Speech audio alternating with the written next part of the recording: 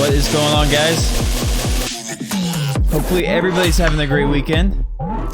We are here to break down the UFC MMA slate with our MMA analyst, Kevin. For you guys who don't know, Kevin has been showing appearances on our other live streams for UFC MMA. Kevin, how are you doing today? Good. How you doing? Doing good. We're gonna have quite a big showing just because this is obviously the only sport available right now other than the Korean Esports League, which happens to kick off tonight. Well, tomorrow technically at 2 a.m. our time. So guys, we will be breaking down UFC obviously, and then other esports. Going forward, it looks like esports might be the only thing that's left. Hopefully they keep UFC going. I don't know. I don't think the chances are that great after this weekend. Who knows?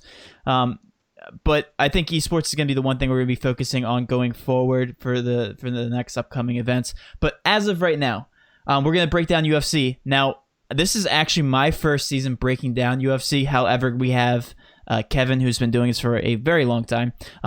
Just got into DraftKings, but he knows UFC MMA inside and out. So thank you, Kevin, for coming on today. We're going to spend about 45 minutes to an hour breaking down each fight and obviously Vegas odds and all that good stuff. But I'm going to pretty much give Kevin the floor here. Kevin, if you want to go ahead and just start, I guess we're starting in the prelims, right? Yep, starting at the prelims. There's a lot of prelims. I believe it's just... let me just check here. I believe it's... there's no early prelims to this fight. I think it's just pretty cut and dry because it's an ESPN Plus event. So it's just going to be prelims and then right into the main card, which I believe is 5 fights. Yeah, it's just the prelims on ESPN Plus, and then obviously hopping into the main card. So yeah, we'll get it kicking off with the first fight. We'll start there, and then we'll talk about some of what I think is better picks or more core picks and some of the punts, the GPP plays. There was one fight that's canceled, or that was canceled, but so I won't be talking about that, so it shouldn't be an issue.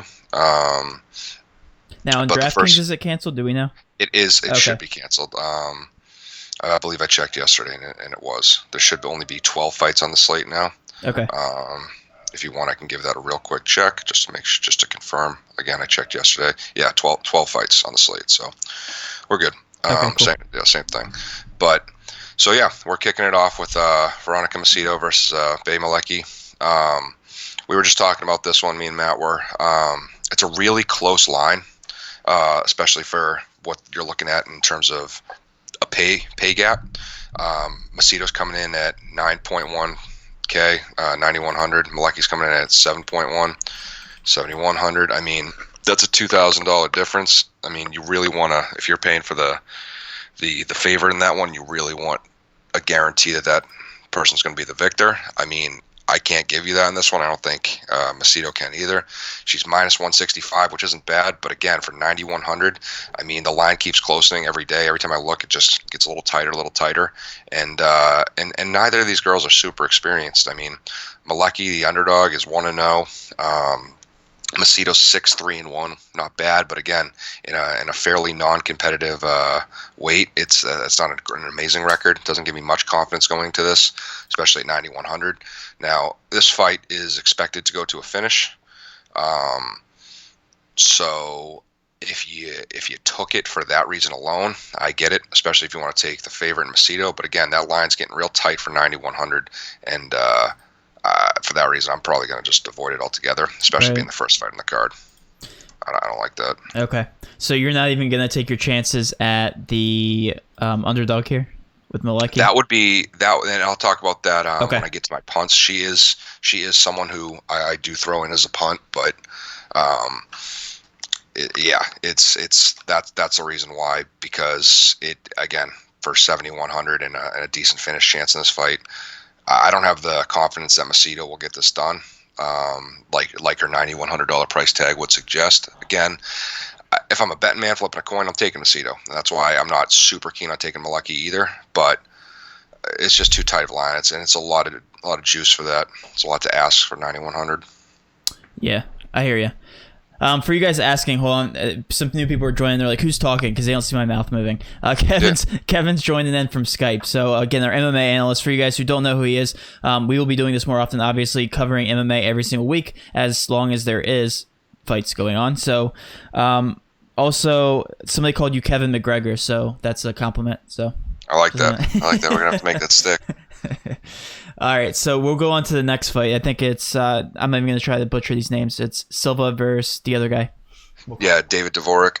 Okay. Dvorak's good. Both these guys are good. The thing is, Dvorak really hasn't had any UFC experience, but he's been on a real hot streak. He's kind of a sleeper. He's, I don't believe he's lost in nearly 8 years, which is kind of crazy. Now, again, not the UFC caliber fighters, but it's not like Silva matches that with this impressive repertoire of UFC experience either, because I think he's 0-1 in the UFC, so his only experience is in the form of losing. This is a fight. It's a good fight to target, and I can talk about it a little more later for GPP standpoint, but I think that's where you want to really put this one. Now, I don't hate you for taking in double ups and head-to-heads and stuff like that too, but I think that's where this is best suited, as you can make some money. It has a better chance of finishing within those 3 rounds than not. Again, you look at the line. Silva's coming in at minus 125. Dvorak's coming in at minus 105. So, again, you're looking at a little bit of a coin flip. But just looking at, like I said, I believe Bruno Silva, I want to say he's 10-4 or something. It's not the super impressive record versus Dvorak, who's, I believe, 17-3 or something like that. And he hasn't lost in like 8 years. And like I said, when you look at a scenario like this, the only argument you could say is, well, what's the competition? You know, who's the opposition? Who are they facing to make this make sense? And like I said, Silva hasn't fought really anybody either, so you can kind of throw that one out the window. And that makes me like Dvorak, who's been more consistent in just the realm of fighting than Silva. He has a lot of knockout power. He has a good amount of finishes too, not just through his hands, but through his submission game as well. And like I said, if it's a coin flip, one's 8,200, one's 8K. I'm taking the slight underdog here if I'm going to pick one. And like I said, in GPPs, I don't think it's a bad idea. Sure, save you some money and go to $200 difference for sure. Yeah, exactly. I think because of that, Silva's going to be very low owned on the flip side, just because of that 82 price difference. It's just funny to watch it's kind of like the market, watch the market react in that. So I think if you're looking at Dvorak, did I say that right? Did I butcher it? Okay, Dvorak, he's going to be definitely more on the high owned side. Silva's going to be low owned. So if you're looking for GPP leverage, maybe Silva might be a decent option. Again, it's more of a coin flip, so take that as you will. Yeah, no, I agree. Because I was gonna say also too, like if you wanted to look on this from the inverse and take Silva, I also don't hate that. Like I said, if you're doing GPPs, I think having a piece of this fight, either way, is not a dumb decision. Sure. I think either of them are going to be somewhat fairly low owned in general, just because again, lack of name, lack of UFC experience. But you start looking at the finish chance of this fight and realize that both these guys are pretty capable of ending this fight, especially like I said, Dvorak with as many knockouts as he has. It's not a bad idea to grab a piece of this fight. For sure. Maybe like stacking them both in a double up, coming back with some slight favorites. I don't know. That might be an option as well. Yeah, I mean, if you can make it work. Again, they're pretty cheap, so yeah, exactly. You can make it work. And then moving on to Bueno Silva versus Moroz. This is tough. I mean, this is a card where you're looking at a lot of fights. That's the other thing, just touching back on what we just talked about. You know us, we like to tack finish chance. It pays off for us. It's done pretty well in the past. Using that as just a good price point. Doesn't make the it's not the end all be all, but it's a good place to start. That being said, there's not a lot of those fights that we expect to go within those 3 rounds on this card. There's just a lot of fights where you have conservative fighters, or you have close fights on paper, and it's you got to take the finishing fights when you can, or the ones that are at least looking like they're going to end in a finish. As I segue into what's going to be a lot of those that Right. aren't expected to go to the finish, but yeah, Moroz versus Silva is one of those pretty high odds to not get finished. That being said, I do want to say Silva is very tough. She's capable of getting finishes, especially on the ground. I believe she's 6-0. She's tough. She's very tough. She's only had a little bit of experience. She was on Dana White's Contender Series. I think she's one official fight in the UFC, but she's really tough. But the thing is, so is Moroz. Rose is tough. She has more UFC experience, which is something I like to see. It's someone who's just at least been in the game, not just through these under organizations, which, again, they produce a lot of people, but you're not going to see the same level of competition as when you're in it. So I think her record is 4-3 in the organization, which is great compared to some of these other, especially these up-and-comers. She's fought some decent fighters. I know 4-3 doesn't sound too impressive, but I mean, you look at people like Donald Cerrone, these people who have lengthy careers. I mean, their records are not these. It's you're not looking at 18-2 in the UFC. You know what I mean? Mm-hmm. Anything positive in the UFC is usually pretty good. But this is a tough one because, like I said, she's got that savvy vet experience. She hasn't been finished, which, like I said, Silva has finishing potential. So this is one of those where you have an unstoppable force hitting an immovable object kind of scenarios. It's a good offense versus good defense. You have a finisher versus a person who doesn't get finished. Now, that makes me think also Silva will port on her. Even if she doesn't get the finish, she'll probably squeak out a decision. It's one of those ones, I don't hate you if you want to take this fight. Silva's 8,500. There's definitely more expensive people on the card, and I do think Silva should win. But again, I don't think this one's going to be finished just because I think Silva has the potential, which gives me a little hope. But Moroz is tough. She's never been finished, and she's has some good experience, especially at the top level, which makes me a little weary that she will get finished in this fight. So yeah, that's right. Did you want to? No, sorry. I was going to look at the price points for these. So if I go back here, hold on. We're looking at a price point of 8,500 and 7,700, so not as close in price as before. It looks like this might be more. It might be more chalky to go. How do you pronounce your name, Moroz? Am I saying it right? Yeah. All right. Moroz, I'm hitting the pronunciations pretty on point. Yeah. So far. I mean, this is the and first, I don't know if you are aware of this, but this is UFC Brazil, which they do a lot, and there's going to be a lot of those. So don't hold yourself to it. They bring in a lot of people who are either new to the organization. That's why you see so many people, like I said, with the lack of UFC experience, just to fill those seats with Brazilian fans, which obviously isn't happening anyway. But right. You know what I'm saying? Right, yeah. So I mean, Moroz at 110. I mean, it's definitely. I think she's going to carry higher ownership than what we expect. I think I noticed a lot of the misprices come up on the more expensive guys, and there's one punt play. We'll get to that in just a second. But I think a majority of these mid-range fights, I think not going to carry too much ownership. Again, I think there's going to be a lot of punt and higher up expensive pay up options that are going to be more chalky. So I think if you're going to play GPP, I think these mid range options are definitely going to be the way to go for sure. Couldn't agree more. That's exactly. I actually, as I talked about, I had 2 people that I would target in my GPPs. I mean, again, I can segue into that later, but I mean, I already talked about one group, Silva and Dvorak, and then my other one was Bueno Silva. Right. Same reason. Same reason. All right, let's move on to the next one. I'm not even going to try to butcher these names. I'm going to listen to you do it. Enrique Barzola versus Ronnie Yahya. I like Ronnie Yahya. Yeah, Ronnie's he's an awesome fighter. He's a phenomenal fighter. And that's the thing. I don't quite understand the line on this one. It's a pretty heavy line compared. Yeah, Barzola. He's not this killer. I mean, I could understand if Barzola was knocking people out left and right. I mean, when you have a scenario like what's said who just fought Anthony Pettis. You know, Anthony Pettis is a veteran, but the guy who he was fighting was coming in off a hot streak, and that's why Pettis was a pretty heavy underdog even with his resume. And Pettis got finished in it, and they were on the money on this one. This one's a little different. I mean, Enrique Barzola he's not that impressive. He's lost 2 of his last 3 fights. He hasn't finished a fight in 6 years. Really? Interesting. Yeah, I don't quite understand the love on that side. Where Ronnie Yahya is a savage. I've been watching him a long time. He's won 3 of his last 4 fights, and all 3 of those wins are by submission. He's a submission machine. Wow. I think he has something crazy. 1 second. Bear with me for a sec here. Ronnie Yahya. I think it was like, yeah, he's got 26 wins in his professional career. 20 are submissions. He's a submission machine. He just absolutely just chokes people. He's breaking out. I think it was Luke Sanders' last fight I watched him. He heel hooked him. I mean, he's got a whole repertoire of tricks. I mean, and for 7,500, just that capability, like I said, 26 wins, and 20 of them being finishes. I mean, that gives him a pretty high percentage of if he wins, he's going to get you. Yeah, so I mean, you can tell in the fantasy point production, his average fantasy points 66.7, and for a guy that's at 160, definitely not bad at all. No, not at all. Exactly. And that's the thing too. Like, I don't like, again, so is Barzola a finishing machine? No. And the thing is, Ronnie Yahya also has only been finished once in the past decade.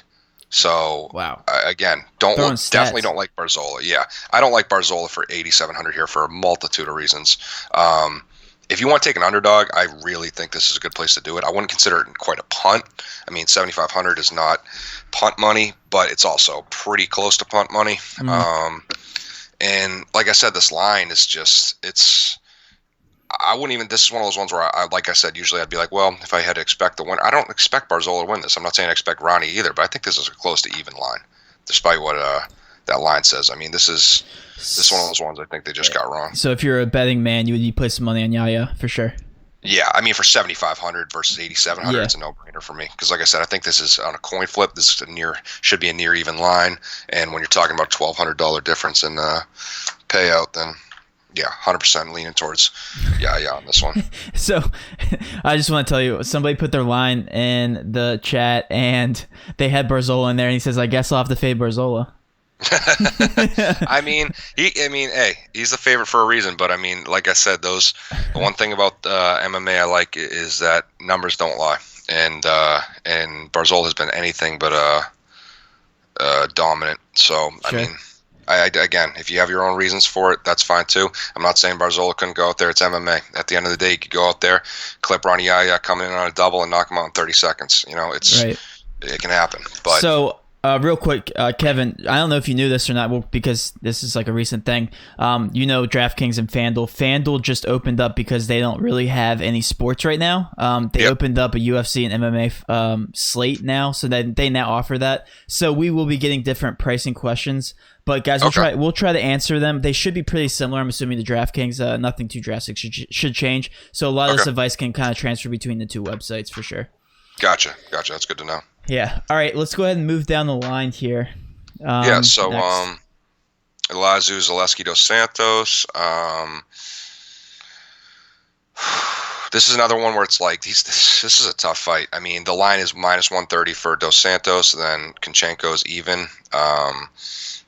Alexei Konchenko's good too. These guys are just really good fighters. This is just. I mean, sometimes you don't know who to pick because both fighters are kind of trash. They have low experience. They're both on losing streaks, and you don't know what to do. This is the opposite. These fighters are both very, very talented, and that's what makes this one tough. I mean, there's a better chance this fight goes the distance than not, but it's nothing crazy. I mean, this one could definitely get finished. This is one of those ones where, even though it's expected not to, could definitely see it getting finished.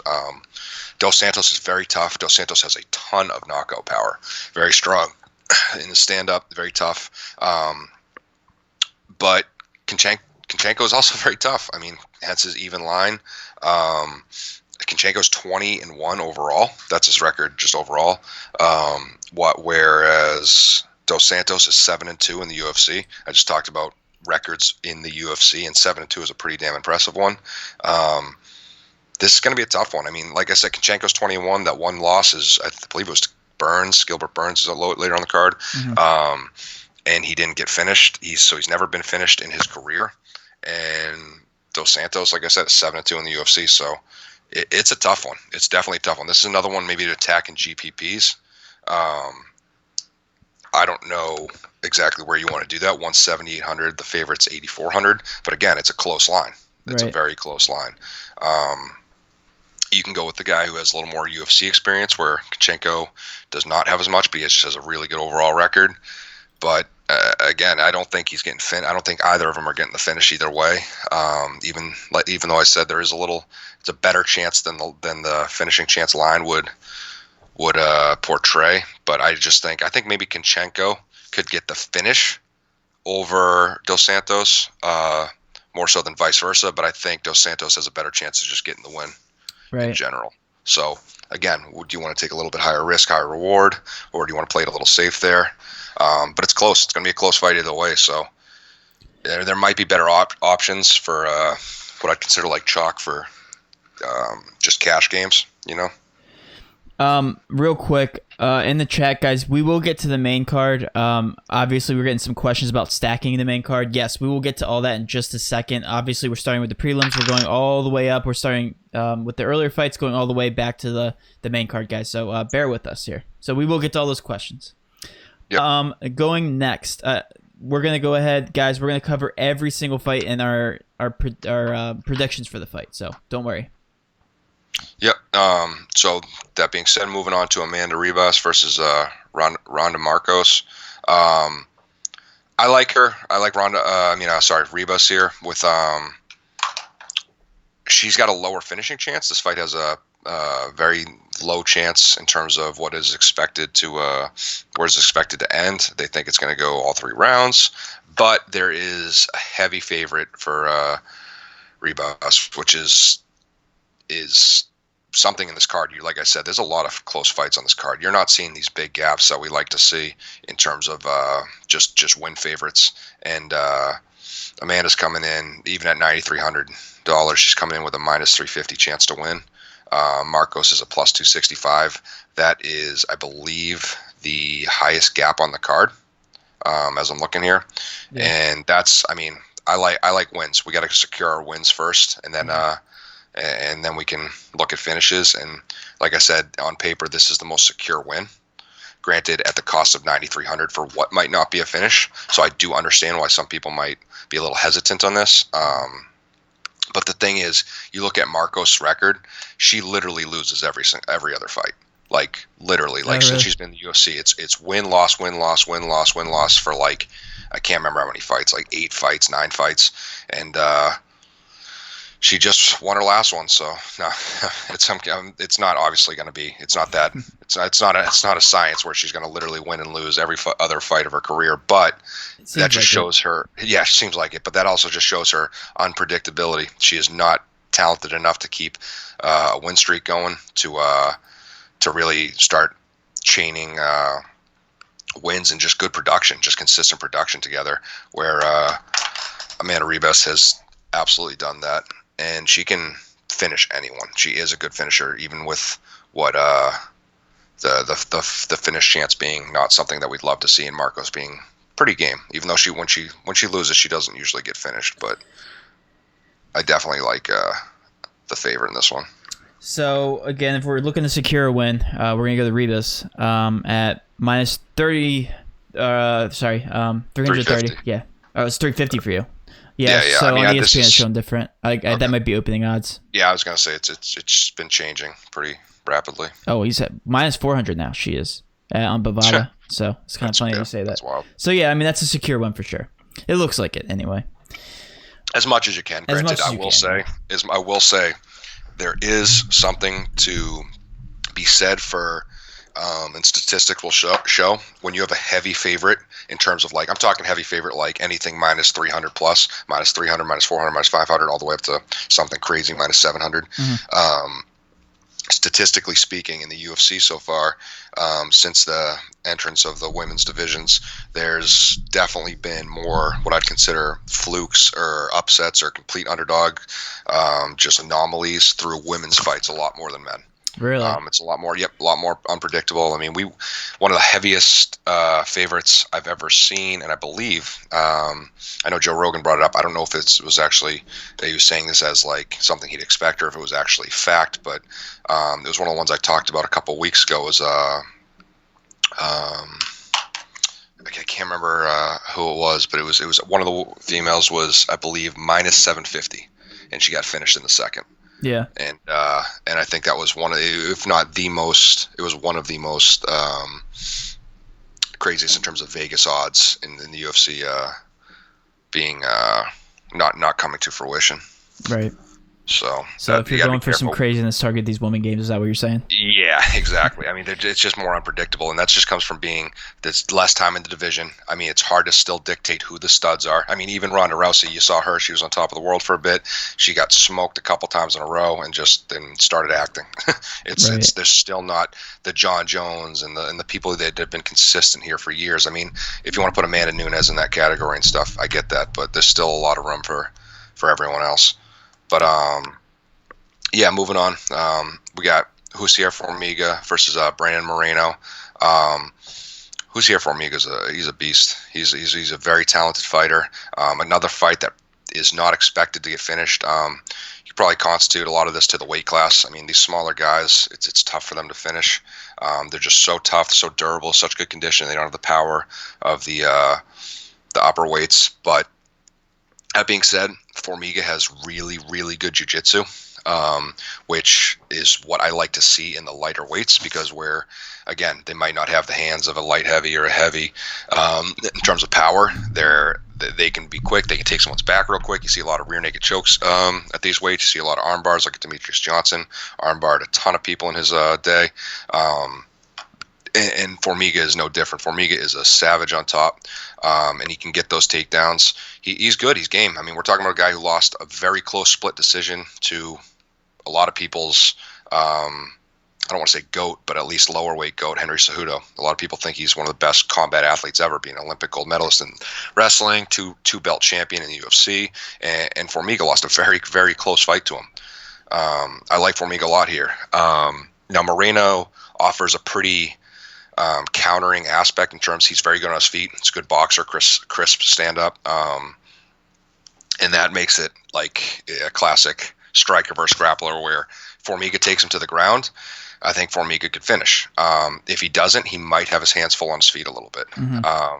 He might not as well. I mean, Formiga's capable everywhere. I mean, some of these times where you see people are so good on the mat, so good at grappling, a lot of times their stand up is overlooked.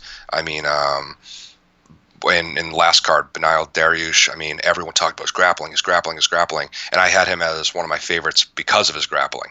And for last week, I think we took him in our GPP's, and he ended up knocking the guy out.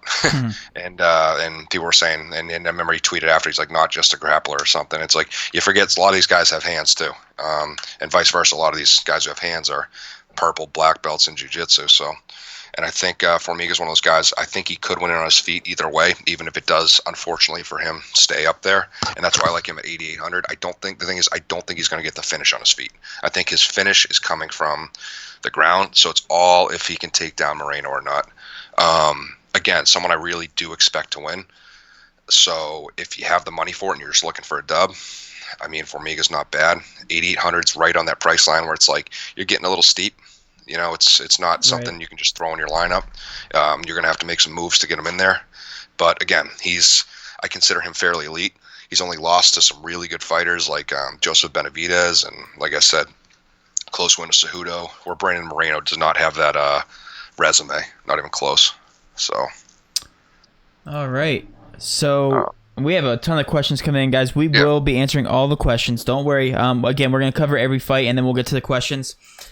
Switching over to the main card now. The main card, guys, is where usually we see a majority of the ownership, especially in the very last fight here. So we're going to go fight by fight, continue all the way up to the top. So let's go ahead and start there now, Kevin. Yep.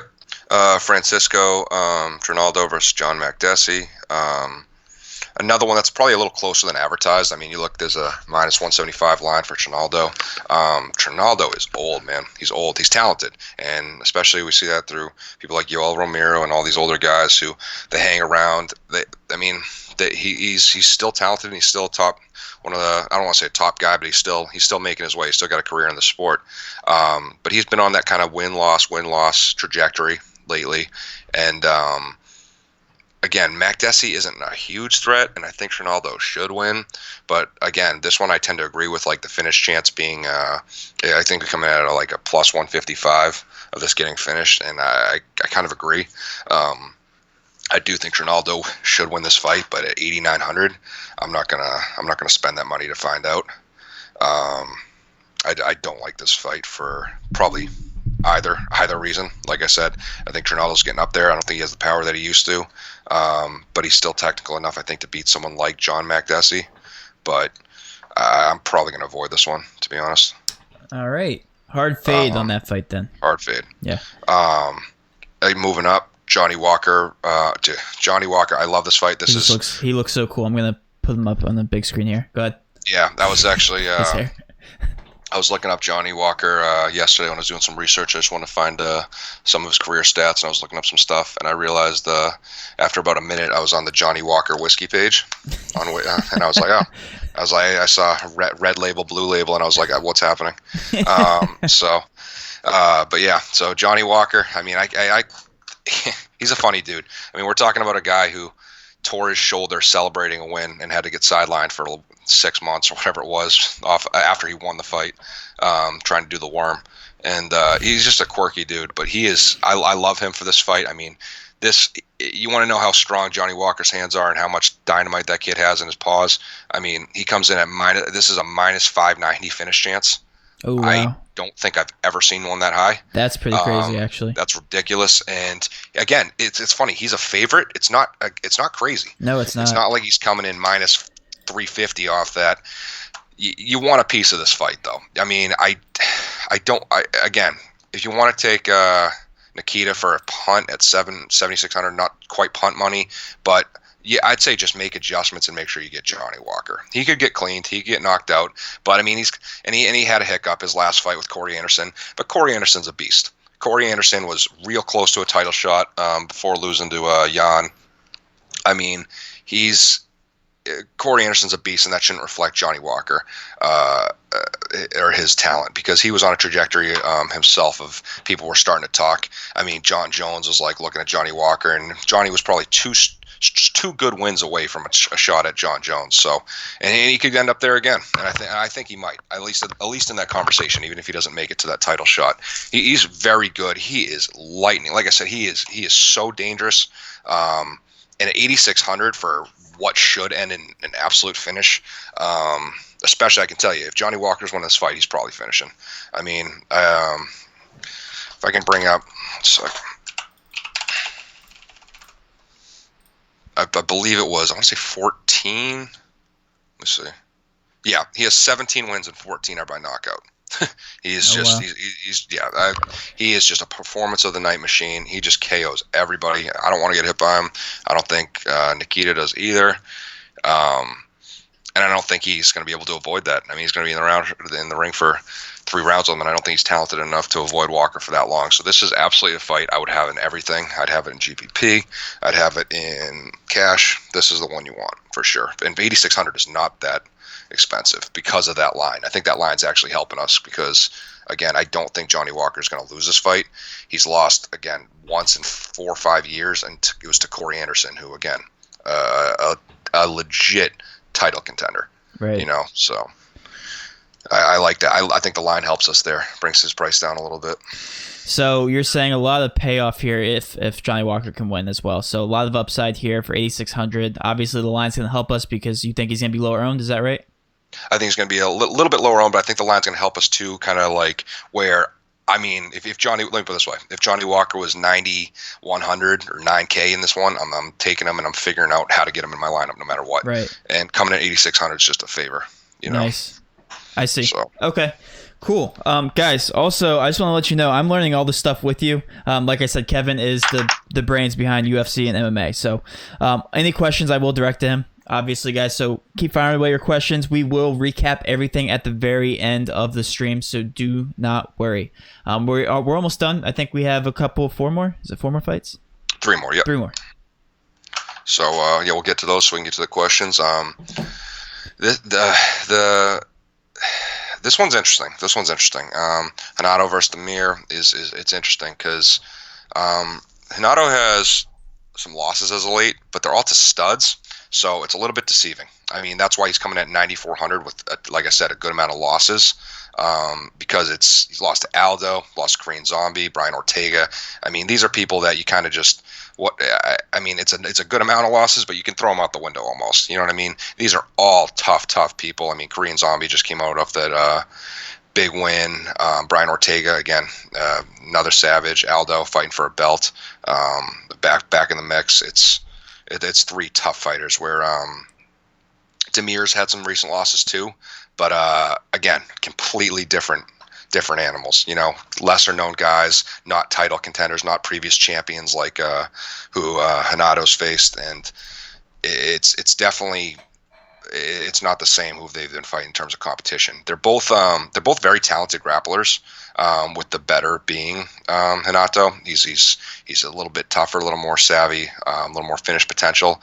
But that being said, both these fighters are tough to finish. And that sticker price, I think, is going to make that tough, especially if this goes to the ground. I mean, 9,400. This fight is not expected to get a finish, and for a gap that big in price, I mean, you want someone who you can have confidence is going to get that finish, especially where, like I said, I think he's going to have to do it on his feet.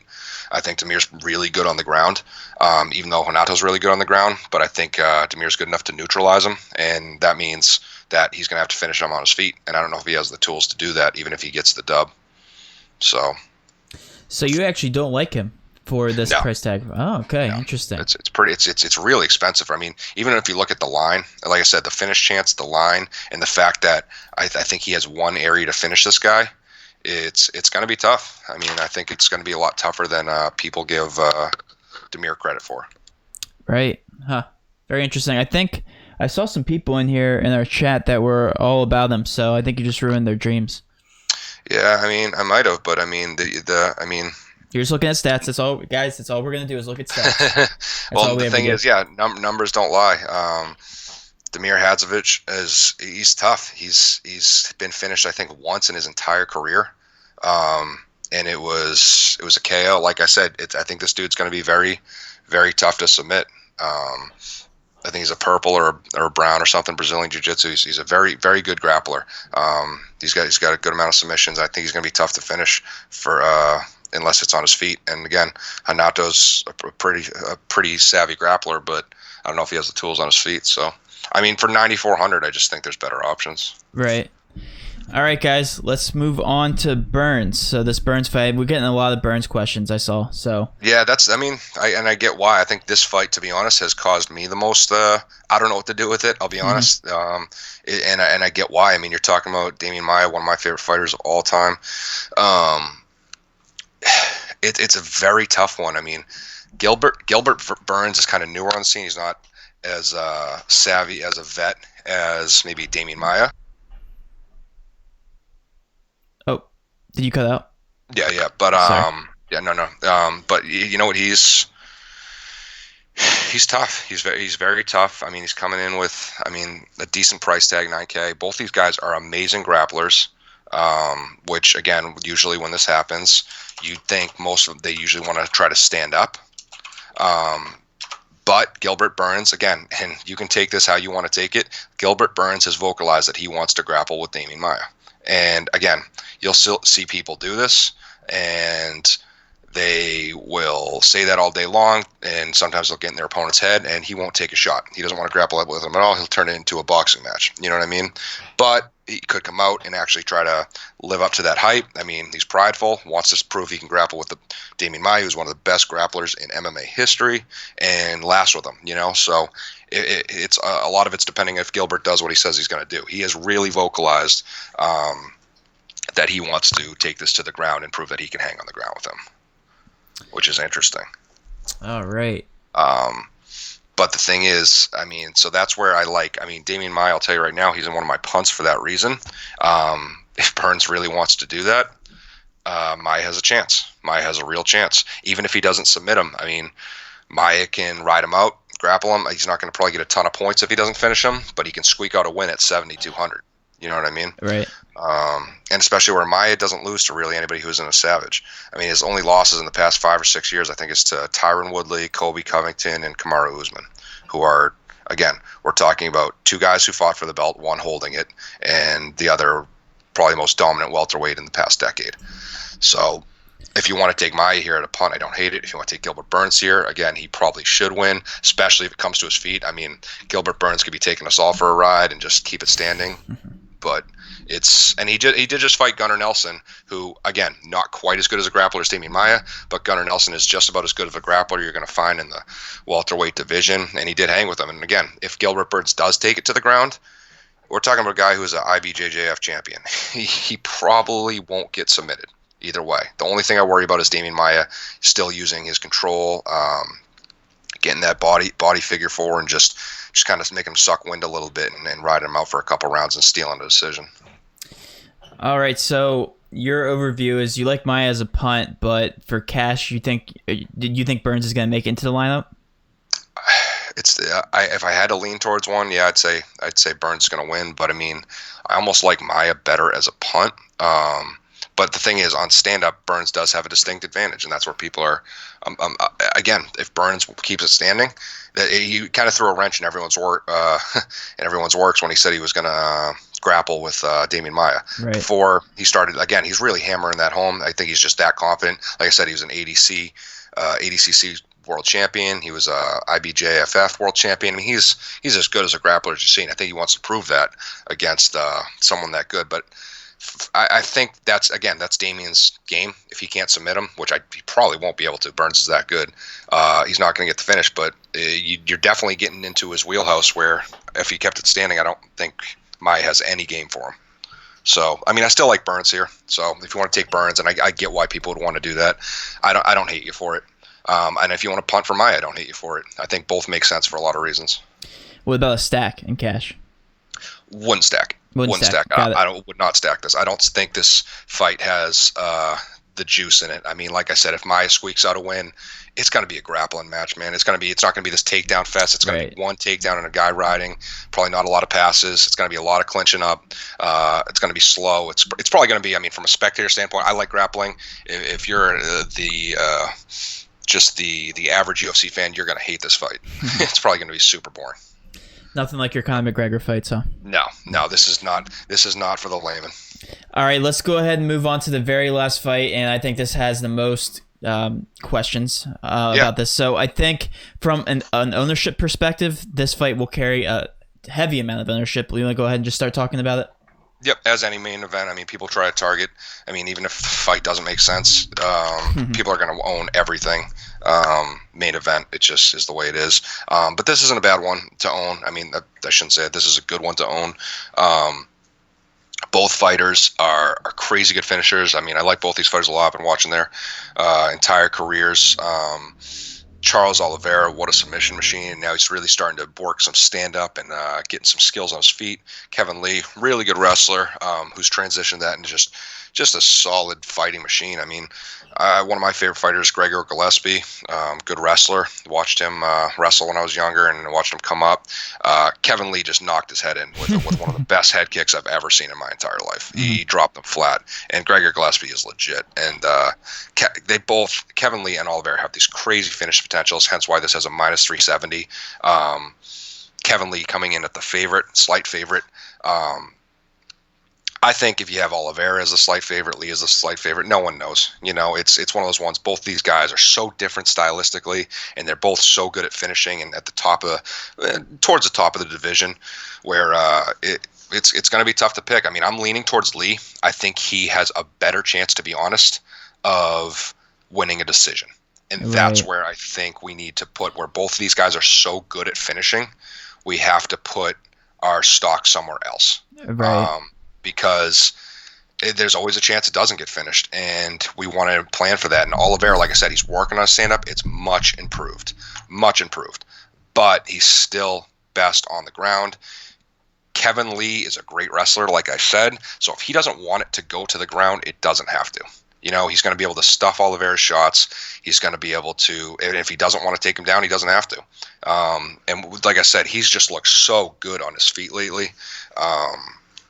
Especially against Gregor Gillespie, and I think Kevin Lee definitely should be the favorite here. If you wanted to stack this, though, again, I don't hate you. The only thing is you could get screwed by that high finish chance. The reason I liked stacking last week, I think one of the best picks we did last week was stacking Zhang and Joanna, and the reason I like that stack so much is because it was a 5-round fight that I was fairly confident wasn't gonna end within those 5 rounds, and it didn't. And both fighters just amassed a crazy accumulation of punches and strikes. And I mean, Joanna came in as the loser at like $7,100 and scored 90 points.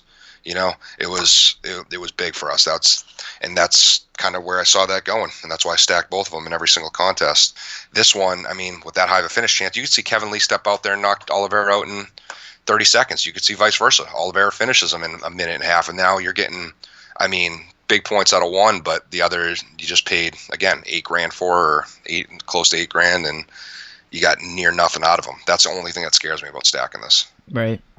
But as far as the ownership, though, I think it's going to be there. I think now we're going to start breaking down, Kevin, if you don't mind. I guess. People are waiting for your overview of the entire slate. If you had to make a cash lineup, I guess, what kind of direction are you going to go? Maybe state some of your favorite cash plays, and then we can kind of go into GPP. Yeah, I definitely want a piece of, just going back to the main event, like you said, I think they're both going to be owned a lot. Kevin Lee being probably owned more. Right. I want a piece of Kevin Lee, especially with that finish chance, and just he's a killer. He's an absolute killer. He's a physical phenom. He's in good shape. I like Kevin Lee. If you want Oliveira too, again, like I said, I expressed my concerns for stacking, but again, that's just me expressing my concerns. Doesn't mean I don't hate it. I might stack that as well. You know what I mean? I like Oliveira too, and if it does go the distance or a little bit deep waters, or Oliveira starts stringing some punches together, Kevin Lee does choose to land a couple takedowns. Both are going to hit their value, and they're not super overly expensive. Like I said, if say Kevin Lee knocks out Oliveira in the 4th, that doesn't mean Oliveira can't hit his price tag at by that point at 7,900. You know what I mean? Right. So I don't hate that. Johnny Walker, absolutely core fight. Again, his MMA could walk out, get slept in the 1st, but Johnny Walker he's must see TV. He's definitely my number one core for all formats. Kevin Lee again is in that category. Just with these crazy high finishing chances of these fights. Definitely love them in all formats. GPP plays, as I said earlier, like whoever you want to pick between Silva and Dvorak. I like Dvorak a little more because I do think he's, in my opinion, the slight favorite in a very close line, and you get to save $200 on him to throw somewhere else. So I'm picking the person I like more for less money. Always a fan of that, obviously. Bueno Silva, I think, again, in GPPs, she's slept on. I think she's going to be, in my opinion, it's probably the lowest owned fighter on the card. Or, sorry, rephrase. She's probably going to be the lowest owned favorite on the card. And I think she's got a good chance of winning. And she's only 8,500. It's right in that middle range where she should win, and she's 6-0 in her last 2 fights or finishes, so she could get the finish. And the punts going into like Damian Maia for the reason I said. I mean, Burns said he wants to grapple with him. I mean, Burns is pretty much usually, I mean, what he usually says is he's usually a man of his word, and if he tries to grapple with him, it puts Maia in the pocket. It gives him a chance. Even without a submission, he could squeak out a win, like I said, with some of these passes and just cage control and doing what Maia does best. And that's, I think it would be stupid for Burns to do that. But again, Burns is an elite level grappler. You might be talking about the 2 best grapplers in the welterweight division, where he has something to prove. So if he does that, puts himself in Maia's wheelhouse. I mean, don't hate Maia at 7,200 for a punt, but I do think you really do need Maia to win at that punt. Unlike, let's say, Joanna last week where she was 7,100, I expected Joanna to lose and hit value. I don't expect Maia to lose and hit value. If Maia loses, he's going to be near worthless. So I think so. Okay. Yeah, that is the difference, and that does need to be stated. Maleki, we talked about, just a really close line, just because, like, again, we're looking at a plus 135, and Macedo is a minus 165. That is not a crazy far off line for 2,000 different in price value. It's not. Especially for a fight that's supposed to end within the distance. You know what I mean? I don't know. For that reason alone, I mean, if you want to throw something at Maleki, who's, again, 1-0, super non-experienced, but again, it's not a bad place to just throw some money if you got something left over and you put your stud money somewhere else. I can guarantee you right now that Maleki's going to be high owned just because of that crazy, the crazy Vegas odds on that and just the price difference. I guarantee you a lot of sharks are going to have Maleki for sure. Yeah, I agree. And then just like I said, that minus 115 finish chance is just icing on the cake. I mean, it just adds more reason to throw her in there. Right. So for GPPs, any more that you like? Like I said, my biggest ones are Dvorak or Bueno Silva. Okay. Looking also down the line, like I said, I think Ronnie Yahya has a probably better chance. I think that's a much closer line than people give it credit for. Dos Santos and Konchenko, I think those are both good candidates for GPP because it's a pretty near even line. Still could finish. It's not the highest chance in the world to finish, but it's more likely that it doesn't, but it's not crazy more likely, you know. And I think, like I said, both are game. Both are good fighters. So even if you took Konchenko both are pretty cheap. So if you take Konchenko at 7,800, decent chance he wins. You take Dos Santos at 8,400, decent chance he wins. And that's what we're looking for in GPP, you know. For sure. Something that's going to separate us from other people that isn't just an obvious chalk pick. So. All right. Kevin, what I'm going to do is I'm just going to go down the line here and start answering some questions or asking you some questions. Guys, I know one of the questions that we got is stacking people or fights. I repeat, do not do that in GPPs. That is not the way to go because for GPPs, obviously you're looking for upside. You want to pick different fights. Obviously you want 6 winners and you want high upside in those wins.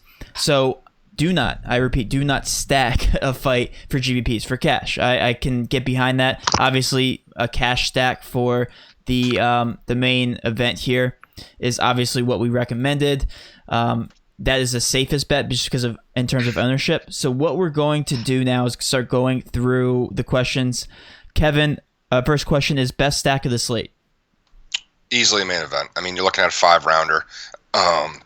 Always like to stack 5-rounders just because, I mean, look, again, I did it with Joanna last week. I mean, and it hit value heavy.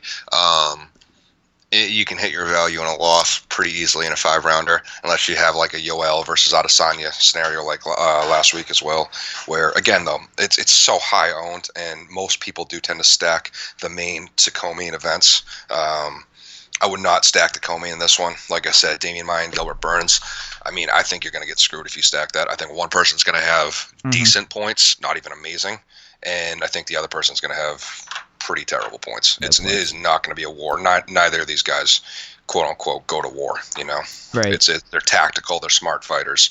They like to win. Is it Kachinko? Is that pronounced right? Kachinko. Oh yeah, Kachenko. Kachenko. And Dos Santos. Dos Santos or Kachenko? I mean, I got to go with Dos Santos just because of UFC experience. Like I said, he's 7-2 in the UFC. That's very tough. That is an underrated record in the UFC. That's better than if I brought up a stat sheet of all the big name fighters. That's better than. I'm sure a lot of people will be surprised. He also has probably better finish chance. Well, I shouldn't say better finish chance. As I mentioned earlier, Konchenko has a lot of finish chance as well, and is tough to finish himself. But it's a pretty near even price tag. I mean, if you can't swing it for that 600, I get if you want to take Konchenko. Like I said, you're looking at Konchenko's got an even line. Dos Santos is minus 130. We're not talking this crazy gap in expectations. You know what I mean? So if you have the money, I'd still take Dos Santos just because of that UFC. Like I said, that UFC record. Konchenko's 21, but I mean, he just lost to Gilbert Burns, the person we were talking about. Obviously fighting Damian Maia. And he's really only had, I think, 3 UFC fights, so he's like 2-1 in the UFC. And I think he beat some no disrespect, but some washed fighters. You know, he fought like Yushin Okami and Thiago Alves and all these guys you could find in the 2008 UFC video game. It's like this is not these savvy new guys. These are some washed up vets making their last ends meet off the sport. So it's I'm not super impressed yet, even with a 21 record from Alexi. So, next question is thoughts on Reynaldo. I think obviously you gave yours, but I don't think he was there to hear everything. Just a record review. Yeah. I mean, Reynaldo's, like I said, he's good. He's very old. I think he's 41, 40 something. Let's see, Francisco Reynaldo. He's 41 or 42 or something. He's getting up there. He's been around for a long time. Yeah, he's 41.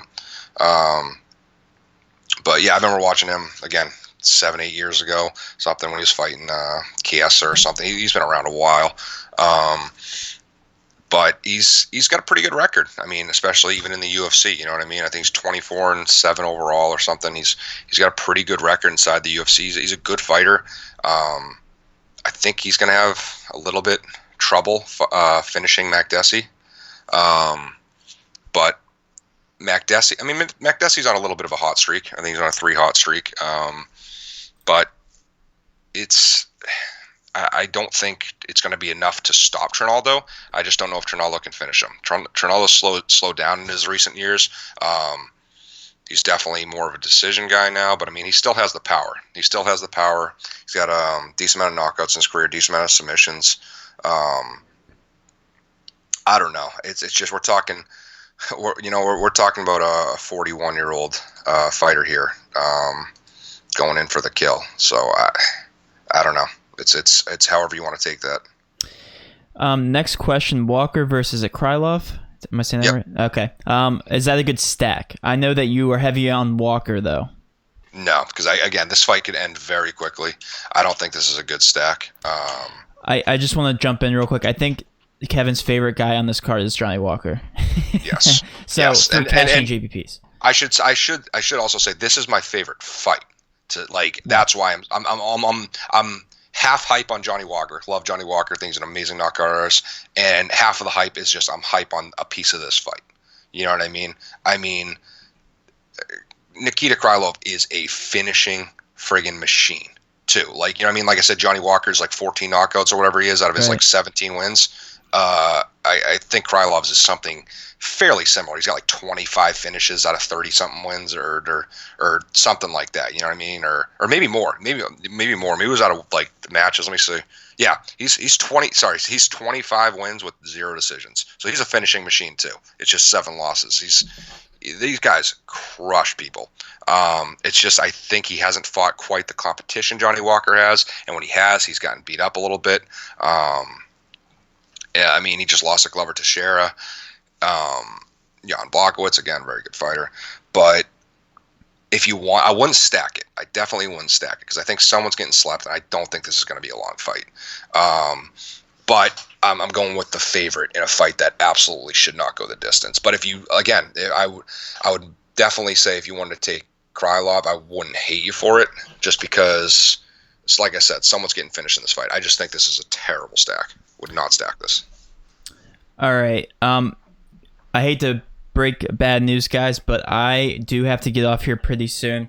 Have to go run some errands, and quite frankly, I'm starting to get hangry. So what I'm going to do, guys, is we are going to get off and make a UFC lineup. Again, we are going to post our UFC lineup to our website.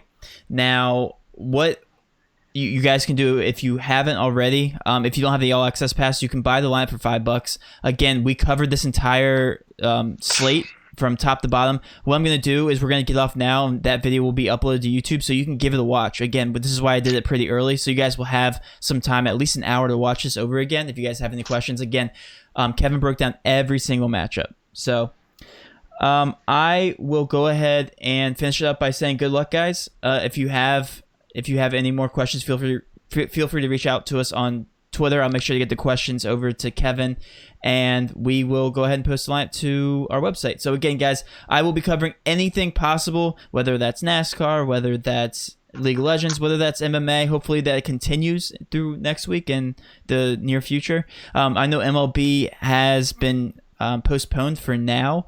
Hopefully that will come in the next couple weeks. Hopefully this virus does subside here pretty quickly and we can get back on track. So I know, guys, it's a struggle, but we're very confident in UFC. Actually, UFC is one of our better sports. It's funny, League of Legends, UFC, the smaller sports are actually some of our better sports. So obviously NBA is closely followed. But if you guys have any more questions, feel free to reach out. Again, guys, thanks for tuning in. Kevin, thanks for all the insight. Thanks for taking 2 hours or so. Guys, thanks for tuning in. We actually had a better turnout than I thought we would. So again, have a great rest of your weekend, guys, and let's cash.